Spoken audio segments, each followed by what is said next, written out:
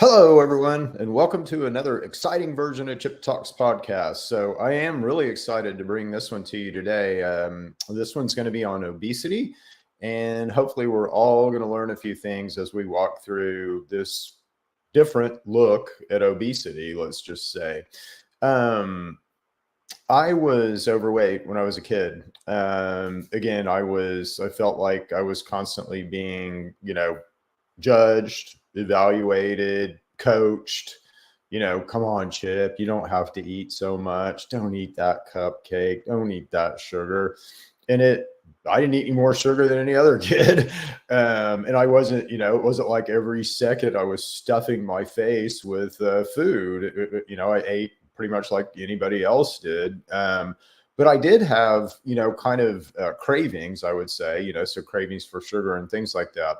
But anyway, I was overweight. So I know what that feels like. And I know what it feels like to have people judge you. And I know what it feels like to have kind of all these expectations on you. And I also know what it feels like to work very hard to lose weight and to not be able to lose any weight. Okay.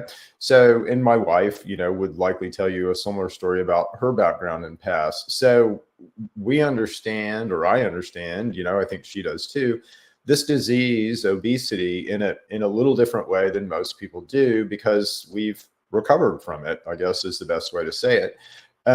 So I want to talk about it with a little bit more sensitivity, perhaps, than most people do. So, this is not just about the consumption of calories. Okay. So obesity is not just about the consumption of calories at all. And in fact, people who do overconsume calories, it's kind of not their fault. Ultimately everything is our fault, right? We make the decisions to do, whatever we do, we make the choices that we make, and those, we can't really blame anybody else for those but ourselves. But in our food choices right now, they're so horrible, and we're not educated, right, about food yet. So anyway, we'll get into all this in great detail. So let's go. Nothing to hold us back, is there? So here we go. All right. So obesity is really a disease that is caused by a lack of understanding of how we work.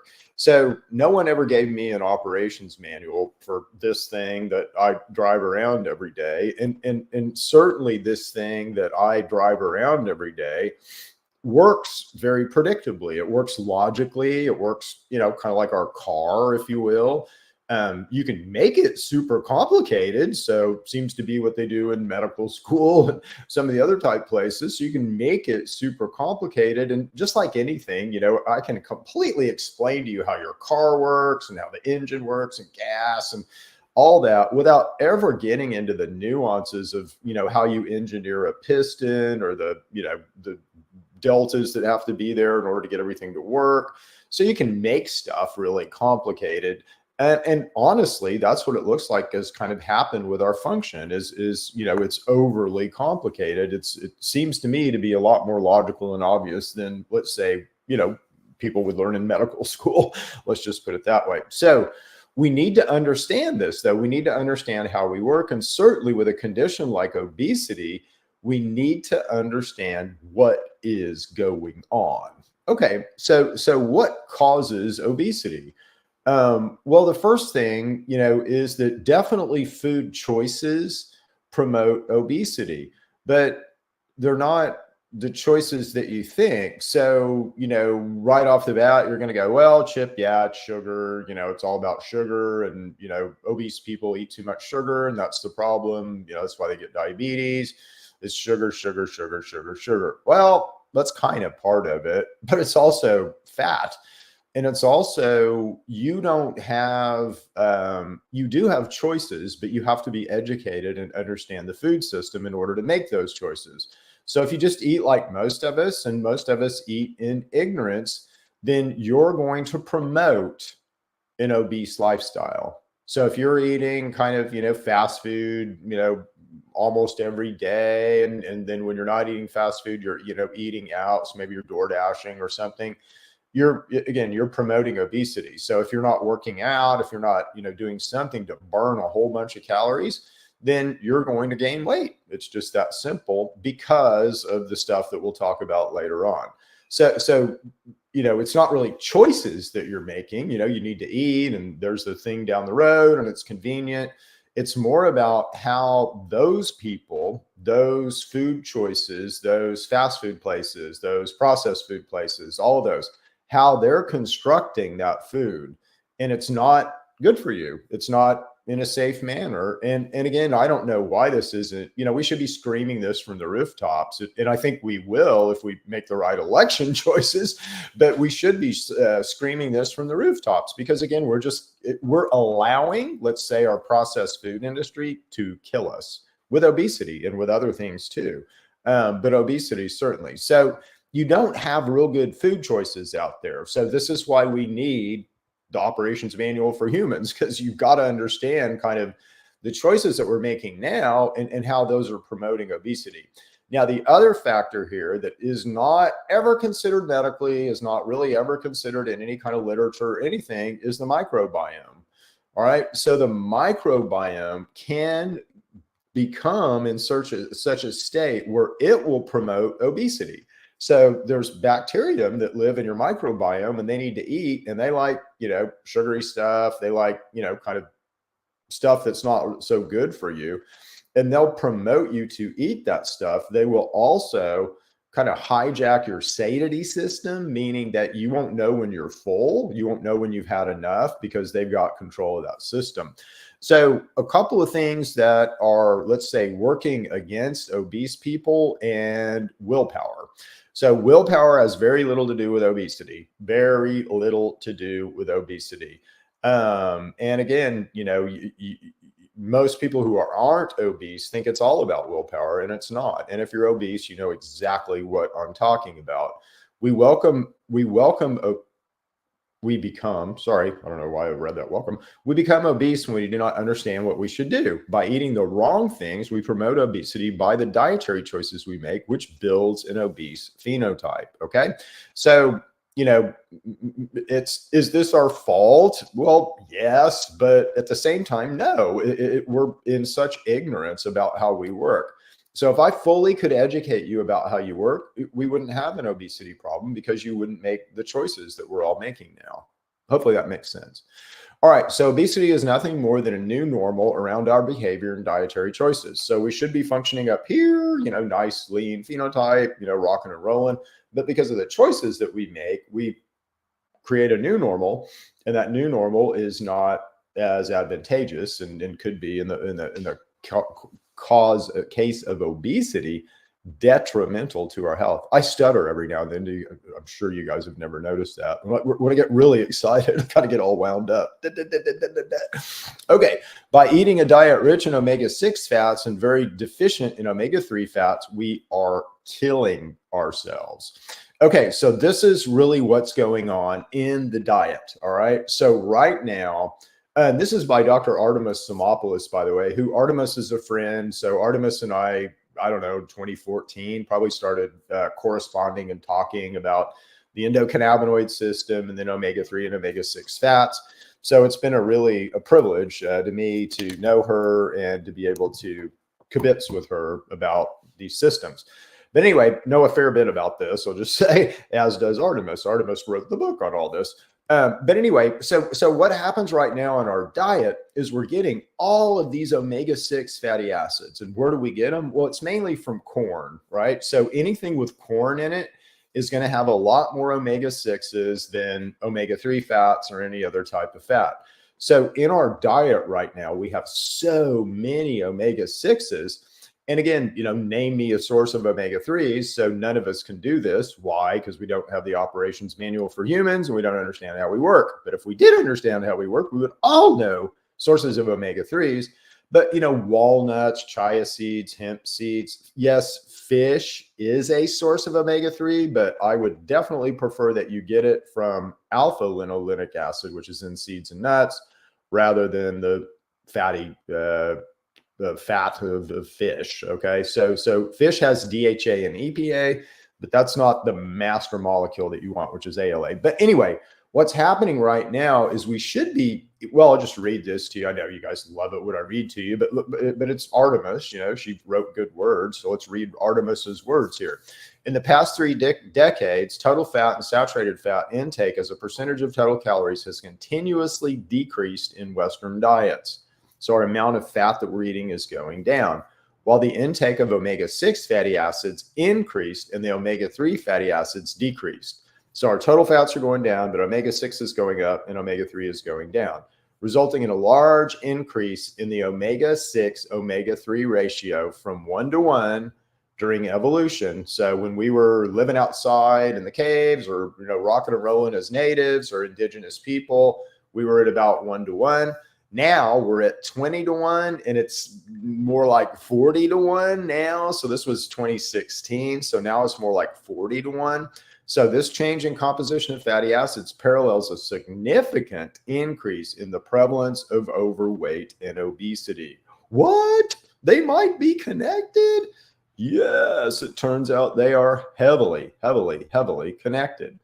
So a ratio of omega-3 to omega-6 fats we eat are directly reflected in red blood cells. So in your red blood cells are built they have a membrane layer.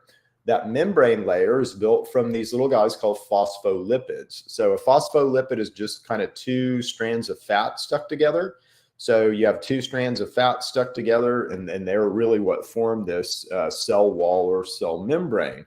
So those phospholipids can be omega-3 or omega-6 fats, okay? And so what you don't want to have happen, and again, this is what's happening to all of us if we eat normal, is that we're eating this higher amount of omega-6 to omega-3, and this is reflected in our red blood cells. And again, this is increasing our risk for heart attack and things like that, because it makes our LDLs, so which is kind of called the bad cholesterol, but you need it. You make your LDLs bigger. It makes them bigger and kind of stickier if they have more omega-6 than omega-3. So again, this is, when we talk about obesity and why is it hard on the heart and metabolic syndrome, well, part of it is just kind of, mass to energy ratio, right? So it's, harder to move around more weight than it is less weight. But the other thing that happens is basically your LDL particles become kind of abnormal because they have more omega-6 than omega-3, and they don't work right. So and this is part of the cholesterol, crisis and all the things that we kind of see here is this is basically goes back to our diet, all right, in omega-3 omega-6 ratio. So this is kind of interesting, but some countries eat more omega-3s. Does this impact obesity? So omega-3 fatty acid blood levels for many countries are unknown, so they're not really measured. Red blood cell omega-3 index was measured using HS omega-3 index method. So that's a special test, I guess. But anyway, they were just measuring the amount of omega-3s in red blood cells. A desirable O3 index greater than 8% was found in cohorts from Japan, South Korea, and Alaska. A moderate O3 index was found in a cohort from Spain. A low O3 index was found in cohorts from US, Canada, Italy, and Germany. None of the cohorts had very low. So if you get too low, you likely die. But anyway, obviously we have this low ratio. So in our red blood cells, we've got less omega-3s than they do in Japan and some of these other countries. Does that matter? Well, yeah. So this is basically where obesity places the biggest burden on healthcare. 14% of our total healthcare expenditures have to do with obesity. Now, I don't know what that, 644 billion, I wonder. So I think that's 14%. So 644 million, but that's a lot of money that we spend as a country on obesity. And this is fixable with education. I mean, again, it's going to take some work on your part to understand the amount of omega-6 and omega-3 fats that you're eating and balance those. So it's going to take some thought, some brain power, some brain cells, and it's going to take some discipline for you to do that. But this is possible to fix on your own, which is shocking. By the way, Japan is nowhere on here. South Korea is nowhere on here. And again, they had Japan, South Korea, and Alaska had the most desirable O3 indexes. Alaska is a really interesting place because, again, everyone in Alaska should be obese, and they're not because of the amount of omega-3s that they eat. They also should have vitamin D, basically deficiencies, and they really don't because of the amount of omega-3s that they eat. If we eat more omega-6s than omega-3s, we're going to be prone to all different kinds of disease. All right, have we removed things from our diet that is leading to this imbalance of O3, O6? Well, yeah, prior to the 20th century, our diets of vegetables, fruits, nuts, meats, and fish contained equal parts of essential fatty acids, omega-3 and omega-6, which is ideal for maintaining the body's optimal health. Well, why has this changed? Well, mainly it's our meat sources. So we used to feed our meat sources, used to graze naturally, used to, eat natural grasses, and now our meat sources all eat high-fat diets, just like we do. So they're basically their meat. The fat that they would build, so the omega-3 and omega fat that they would build into their systems from eating grass and natural things, so their meat would be imbued with these nice omega-3 and omega-6 fatty acids from nature that are the proper ratio. So we broke all that when we started feedlots and things like that. So as soon as we started the feedlots, what are we trying to do? We're trying to get those animals fatter and bigger and, more profitable. And we don't feed them grass-fed stuff anymore, hemp or things like that. We feed them corn, right? And guess what happens if you feed an animal corn that's heavy in omega-6 fatty acids? Then their fat and their meat is going to be heavy in omega-6 fatty acids. So you're actually getting more omega-6 from meat, and you should be getting balanced omega-3, omega-6. Now, if you're a vegan or a plant eater, you can control this a lot. You don't have the intermediary of a farmer kind of in the middle of things. And so, if you trust your farmer, great. If not, then, you can control this by the amount of omega-3s you eat via seeds. But you have to also, if you're eating some processed food, you have to kind of take that into account and balance all that out. So again, this is possible to do on your own. And really all you need to do is up omega-3s. So that's the big deficiency. Okay. So, yeah. Have we removed things from our diet that is leading to this imbalance of omega-3, omega-6? Oh, this is mistitled, but I really wanted to talk more here about the red blood cells. And so, again, when your red blood cells have this misbalance, it changes a whole lot of things in your function. It changes the way your immune system works. It changes a whole bunch of stuff. Now, let's go ahead and tie this back to the endocannabinoid system. So again, the endocannabinoid system, is a system that's common to almost all life on the planet. Anything with a spine has an endocannabinoid system. The system is our master regulatory system. So we're going to kind of start talking about it that way, as our master regulatory system, because as soon as you say endocannabinoid, people think you're trying to sell me marijuana. No, I'm trying to save your life, trying to teach you about the most important system in your body. So yeah, it's, we were trying to separate, let's say, those two things. So marijuana and the endocannabinoid system. So your lizard has an endocannabinoid system. It doesn't smoke marijuana and doesn't need to feed that system. It feeds it with dietary fats, in particular, omega-6 and omega-3 fatty acids. So this is really the omega-3 and endocannabinoids. And what I want to really illustrate to you is the critical importance of omega-3 fats. Again, omega-3 fats for maintaining a lean profile, for not becoming obese. Omega-3 fats for our endocannabinoid system. We run our endocannabinoid system on omega-3 and omega-6 fats. But if you're not eating any omega-3 fats or very few omega-3 fats, then you're not efficiently running this system. You're missing a whole part of this, and you're going to be obese because of that sort of shift.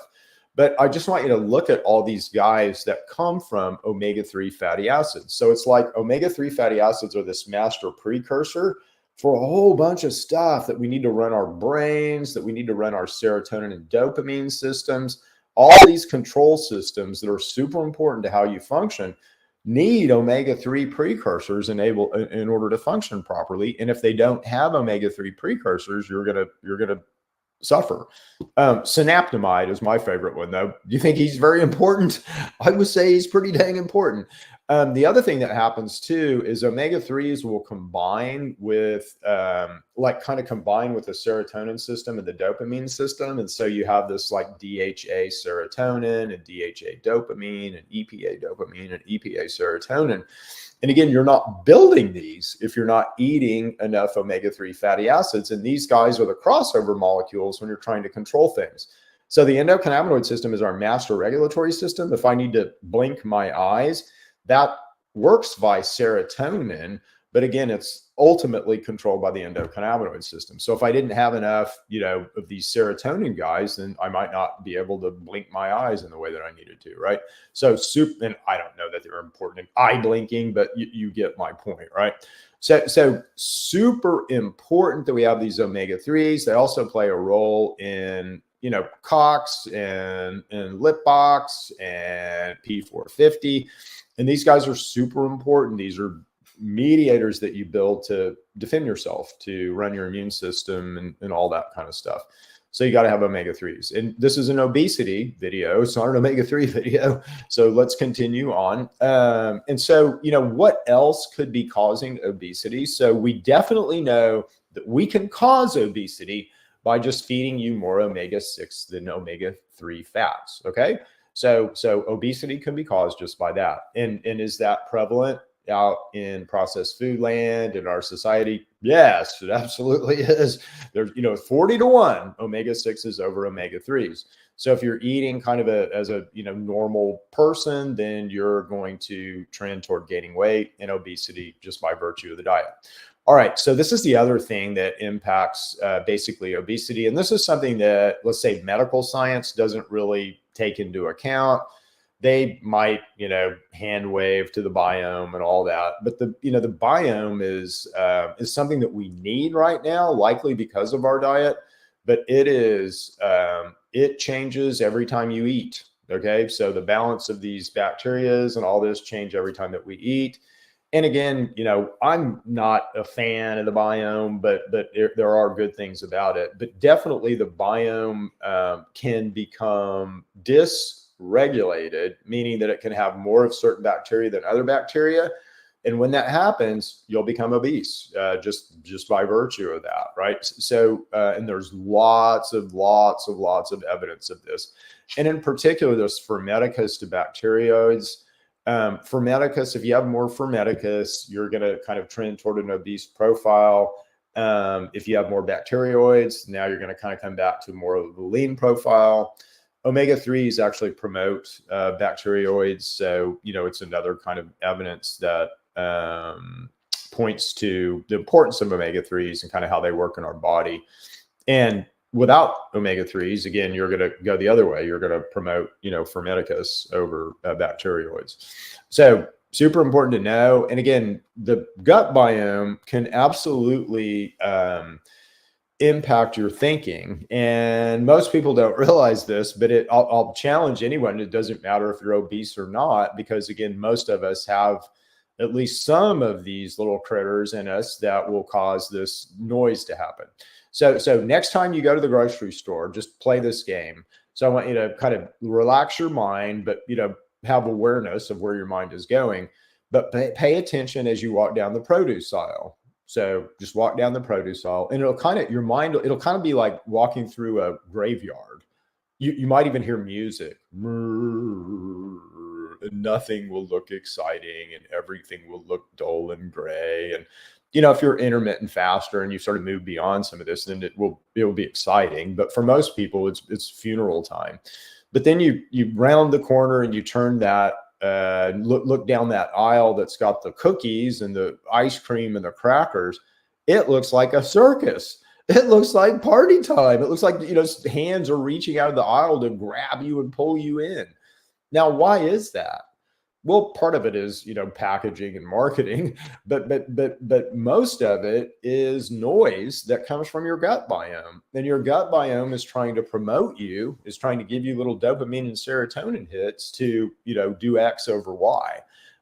You can always override that, right? We always have force of will. But that's what's going on. And these bugs have control over dopamine and serotonin. So they can kind of cause you to feel good if you think a certain way, and not cause you to have anything if you think a different way, right? So they can kind of encourage you down behavioral paths. Now, another type of bacteria is Clostridium, and these guys are in a lot of different places.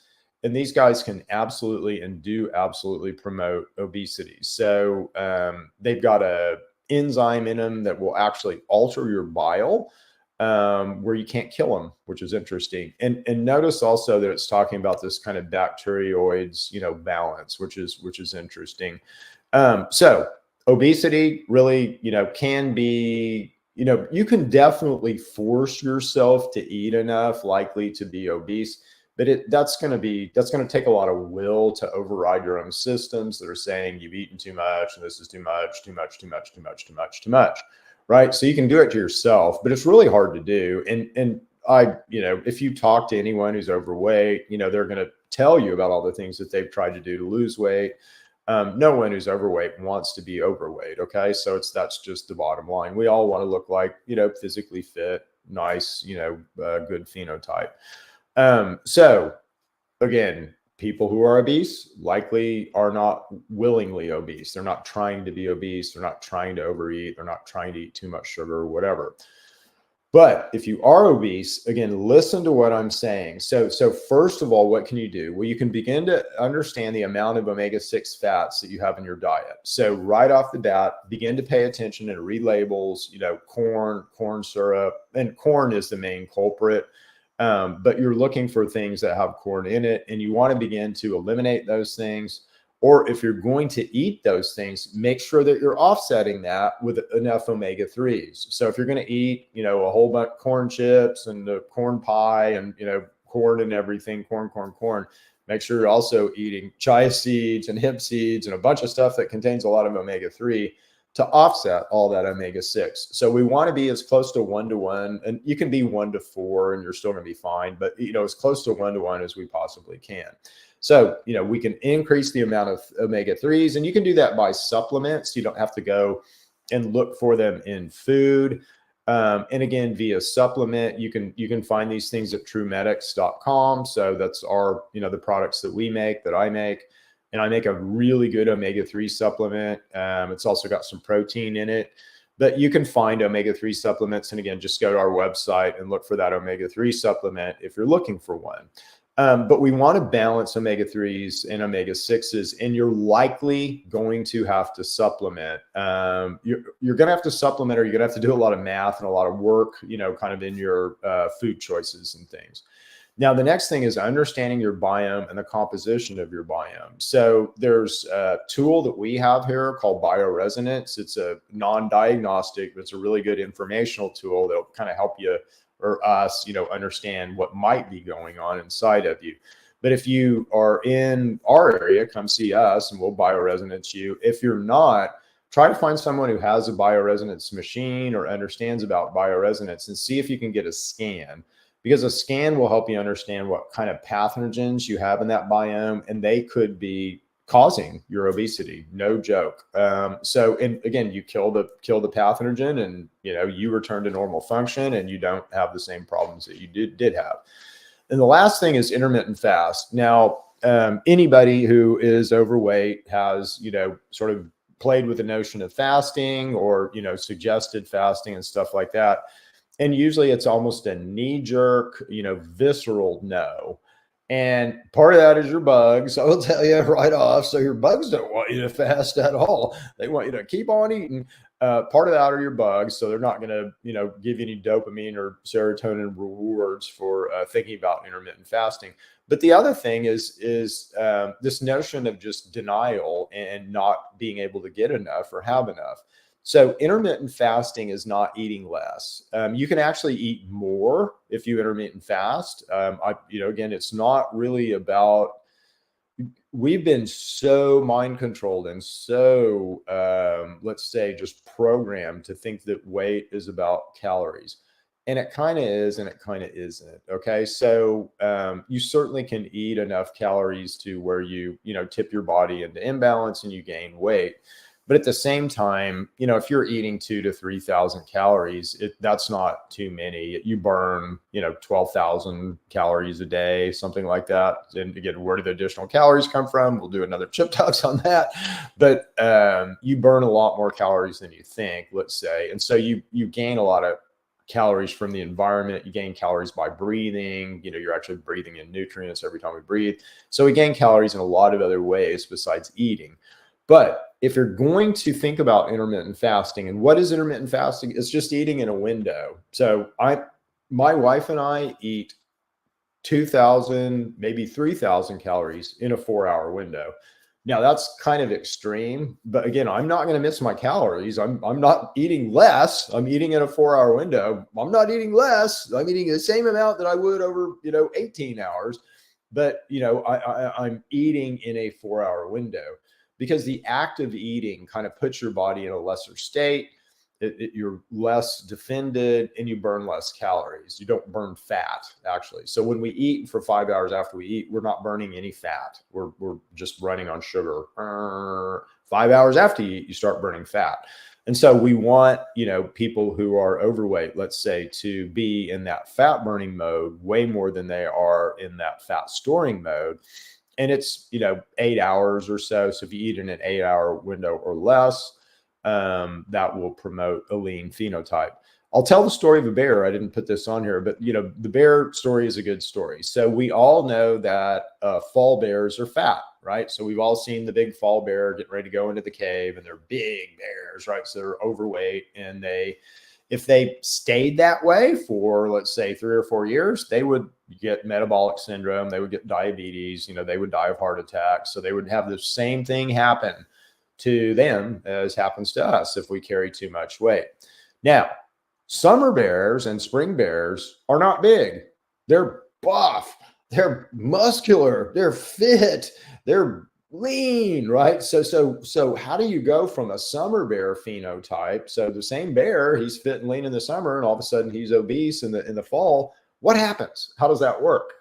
Well, it's eating window. It's intermittent fasting is kind of the key to all this. So a bear, when it first comes out of the cave, super hungry bear, will only eat in about a 4-hour window. Okay. So it might eat 12,000 calories of fish in a 4-hour window. So it's not about how much that bear eats.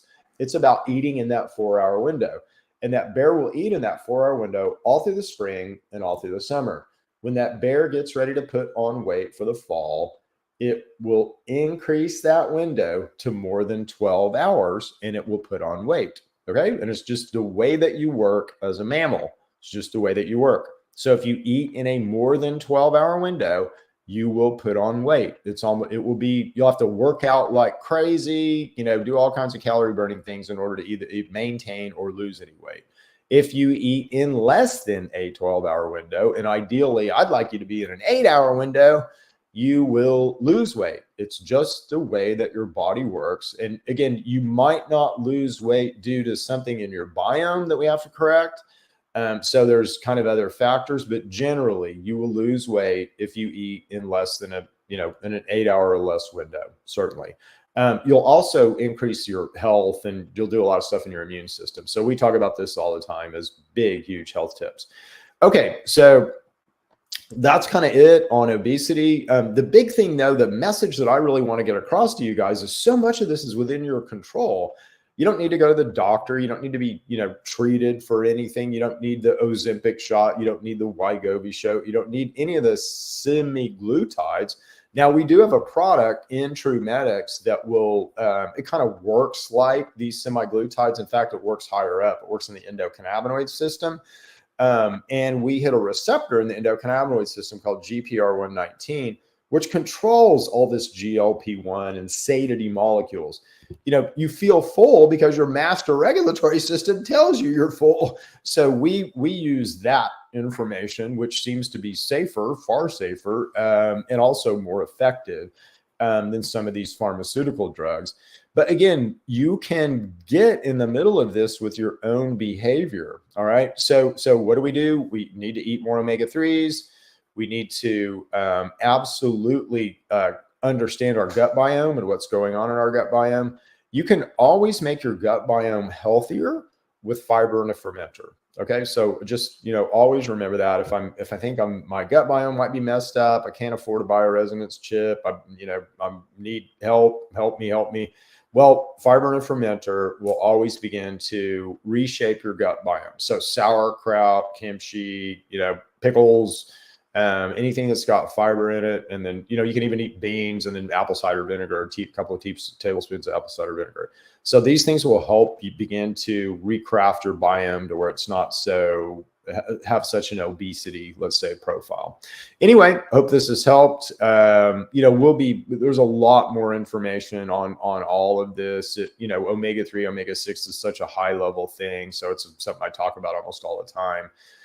But the big thing is this is in your control. So you have a lot of control over your weight, and you can do things to begin to cut weight that aren't, just use some willpower. It's like, damn, I tried that when I was overweight and it never worked. Anyway, see you guys. We'll see you next week for another exciting version of Chip